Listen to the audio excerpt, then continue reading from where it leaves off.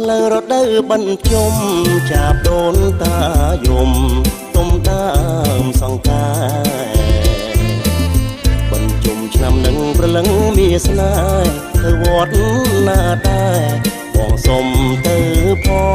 ងមិនមួយវត្តមនីមិនពីរវត្តថ្មីដល់មិនទី3ស្រីទៅជ្រោយដងមិន4វត្តសុំ5ព្រែកបងកង6នួនល្អទៅព្រែកក្របៅបន្ទី7ទីណាកលយានដូនតាចែកចានតារកកូនចៅបន្ទី7ទៅគៀនស្វាយក្រៅជួបជុំញាតថៅឧទ្ទិសកងសុលហើយនឹងមួយឆ្នាំបាន7វត្តដូនតាប្រាកដលោកក៏ទួលផលរួចហើយឲ្យបរៀងរាល់សូមកូនចៅស្គាល់សុខសាន្តរុងរឿ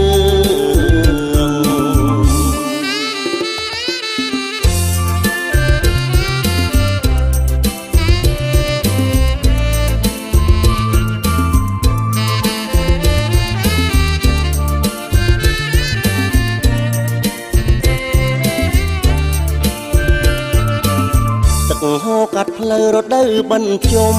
ចាប់ដូនតាយំទុំដើមសង្ការបញ្ចុំឆ្នាំនឹងប្រលឹងមានស្នេហ៍ទៅវត្តណាដែរបងសុំទៅផងមិនមួយវត្តមនីមិនពីរវត្តថ្មីដល់បន្ទី3ស្រីទៅជ្រោយដង4វត្តសុំ5ព្រែកបងកង6នួនល្អទៅព្រែកក្របៅបន្ទី7ទីណាកលយានដូនតាចែកចានតារកកូនចៅបន្ទី7ទៅគៀនស្វាយក្រៅជួបជុំញាតថៅឧទ្ទិសកងសុលហើយនឹងមួយឆ្នាំបាន7វត្តដូនតាប្រាកដលោកក៏ទួលផល